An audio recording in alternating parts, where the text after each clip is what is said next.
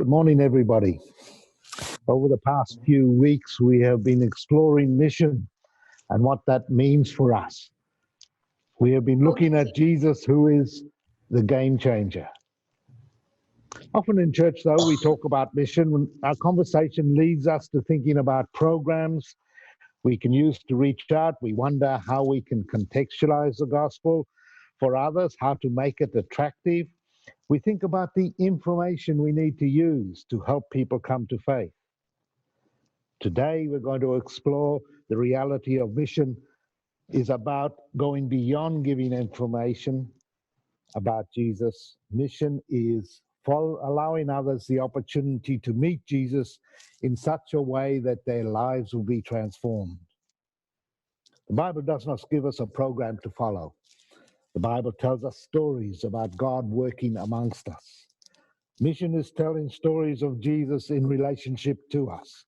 All the planning, programs, techniques are useful and good to look at, tools to use, but they should not be the first or even the last thing that we do and the last step we take in mission. If we follow and learn from Jesus, the way he lived his life, we'll find ourselves doing mission automatically. We actually have the best example of how to do mission in Jesus' life. Yes, Jesus came to save us, to be a sacrifice for our sin. We should all know that. And if you don't, I encourage you to ring someone and talk to them about it. But Jesus had another reason to come to earth, to live amongst us. He wanted to show us how to live in relationship to God. He revealed to us who God is. He showed us how we can live a transformed life, one that makes us part of God's family. Jesus pointed us to ways to tell others about God in the everyday life. At the times Jesus lived, the Pharisees were the Jewish religious leaders. They were believers in God. They had lots of information about God. They had read the Old Testament over many years. They had interpreted what it said. They had formed rules to help people follow. They had made rules down to the smallest detail. But something was lacking. The message they taught wasn't about relationship with God. Belief in God, following him, being in relationship to God is more than just learning all the information you can do. Being in relationship is more than following rules. Being in relationship is more than being good enough to be with Jesus. Because the reality is that we will never be good enough. What God wants is a relationship with us, not just us knowing about God. This morning we read a fascinating story from the book of John. It's a story of Jesus entering into a relationship with a blind man who is healed of his blindness, both physical blindness and spiritual blindness. It's also a story with a lot of controversy. Many different opinions and views are expressed throughout the story. Everyone has a unique question or a thought about what happened to the blind man. They're all trying to sort it out. Today, in our current situation, we're also seeing many questions and thoughts expressed about the virus. Many are trying to work out what to do. What can you believe? Many are asking questions, trying to control the situation or eliminate the spread of the virus. Everyone is trying to make us safe. We are people who are trying to control our lives by getting all the information, dissecting it, understanding everything. But that's not what faith is. Faith is far more than information only. Faith is a relationship with God. The first thing to notice in our story is that Jesus saw the man. He noticed his need. It's so easy to be caught up on our own thoughts and programs and questions that we don't often see what is happening around us. The reality is, at the moment, we don't have control. But this is when God enters in, if we let him. We can choose us to spend our energy trying to gain control back. We can look around and see what is happening, where we are, and we can see what God is doing. This is what Jesus was doing when he saw the man and he came upon him at the gate. You know, the man had become part of the furniture, part of the background of the city. Possibly people had become used to seeing him sitting at the gate there. They didn't really take much notice. He was there every day. Sure, they would give him some money if they could. They knew who he was, but they had other things on their mind as they passed him by. Jesus comes and really sees the man. Jesus sees him as someone in need, and not just in need of a few coins. Jesus sees the blind man as a real person and stops. And that's the first step towards the man's healing. And this is the first step in mission for us, is to see others as people in need and to stop, to enter a relationship with others as we meet them. In contrast to Jesus, it's the reaction of the disciples. Jesus sees the blind man and stops. The disciples ask a question. They seem to be trying to sort out what is wrong and what is right. It is almost like in their eyes, the man is a problem to be solved. They wanted to understand and debate the issues around his blindness. They wanted to find out whose fault it was that he was blind. In fact, the whole story seems to be having people trying to solve a problem. They're all trying to control the situation. They wanted to be able to understand. Maybe they wanted to be able to repeat the healing. Maybe they wanted to be able to heal other blind people. Maybe they didn't even trust that this was a blind man.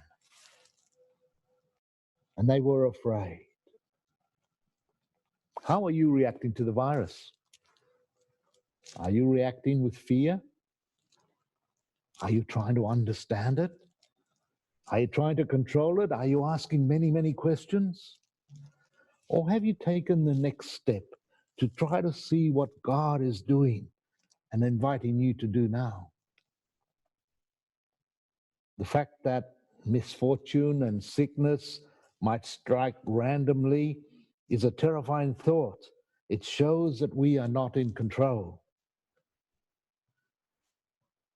It's okay to ask these questions, to try to understand the trouble that we encounter, but we need to be sure we don't stop there. We don't even start with a question. I can imagine Jesus walking along the road with his disciple and he sees the blind man and he stops. Suddenly his thoughts are interrupted. The disciple asked, "Who sinned?" Jesus shakes his head and answers, "The blind's blindness is not because of sin. Sin isn't responsible for his suffering. Rather, the man's blindness was there so that God's power will be seen. His blindness is an opportunity to learn more about God, not to lay blame or to find a cause." Common opinion at the time was that the cause of suffering, any suffering, was sin. So everyone starts to look deeper into the blindness, trying to find out what sin had caused it. You can start to look for the cause of any trouble, but that often makes us miss the people in need. We're in danger of not seeing those involved in the situation and the impact on them. When we look for causes of a problem, there's always someone that will be blamed or someone having the problem put at their feet. Can you imagine what the parents of this blind man felt every time the question was asked, who had sinned? The possible shame they felt at causing their son's blindness. It would have been a heavy burden to bear. And of course, if the blind man was a sinner, wow, he was not good enough to even go and worship with people. He couldn't go into the temple. And many thought his blindness was because he was a sinner. You know, sin and suffering is sometimes related to sin. Suffering is sometimes related to sin. I know there is a consequence of not listening to God, of not doing what he wants. Our actions can lead to suffering. Yet here Jesus says blindness was so God's power would be shown. So Jesus heals the man. It's very interesting to note that as we think of mission, that Jesus heals the man before the man could even ask for help. Yeah, he was begging. He was at the gate asking for money. But he didn't express to Jesus that he wanted to see. He didn't even express to Jesus that he wanted more faith. He was seen by Jesus, who understood his greatest need at that moment was blindness. So using mud, spit, and washing at the pool, Jesus heals the man of his blindness. I remember my mum saying that people could not hear about things of faith when there's some other issue for them to work with. Mum worked with the poorest people in Bangladesh and was saying that while they were hungry, they could not hear things of faith as their hunger got in the way. This is why we run an English program here, to help those who need to learn English. To live in this country, their first need is to learn English. So we enter into a relationship with them and teach them English well. We try to make sure that the English they speak is understood and good. And as we're doing that, we have opportunities to talk about our relationship with Jesus. The man's neighbors recognized the blind man when he was begging, but not all of them recognized him now. Some think he is the blind man, and others think he resembles the blind man.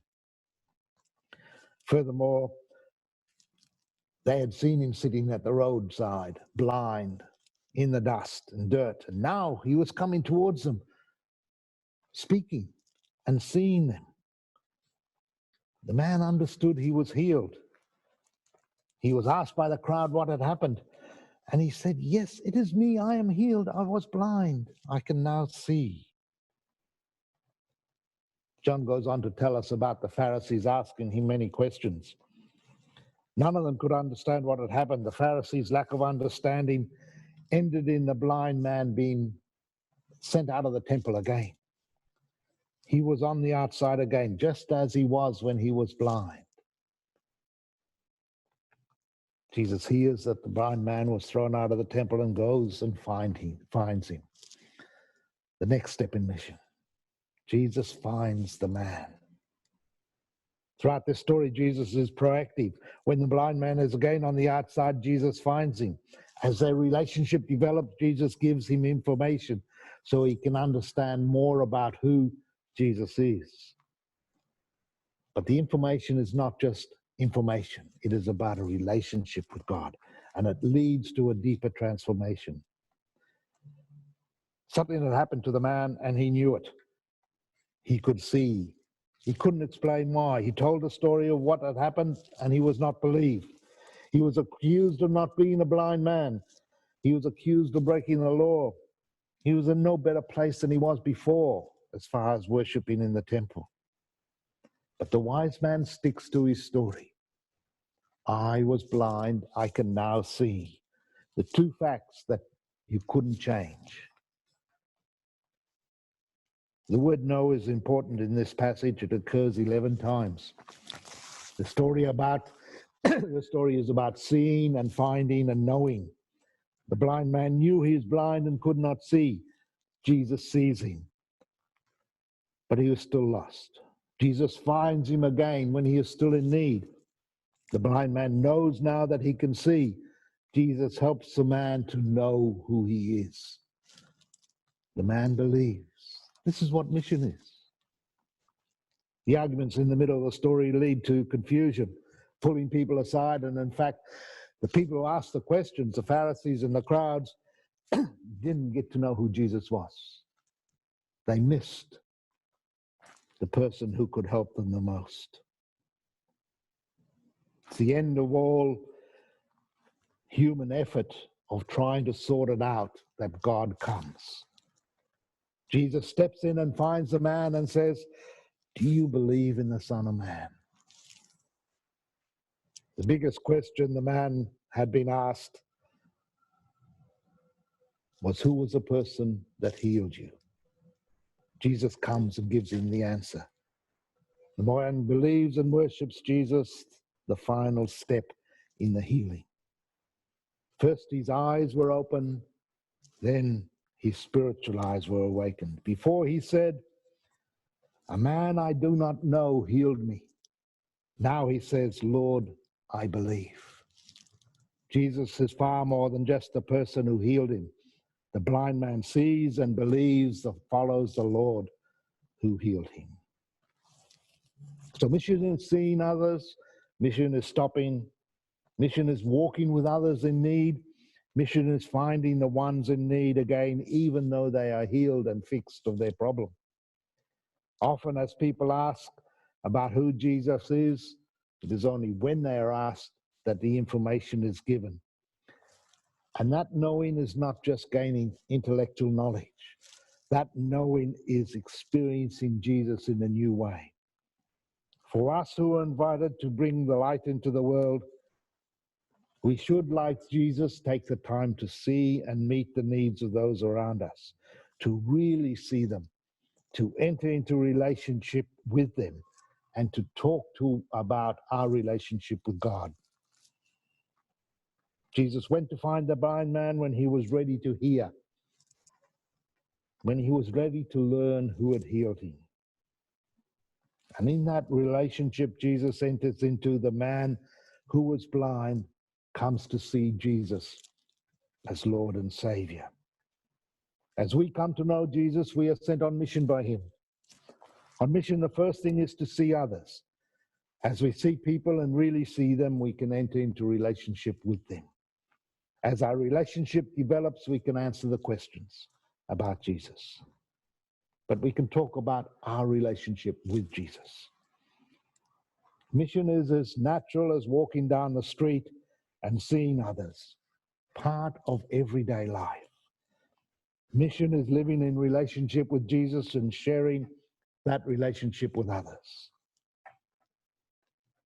I pray that as you go out this week, you will seek to be on mission in the world as we live our life for Jesus.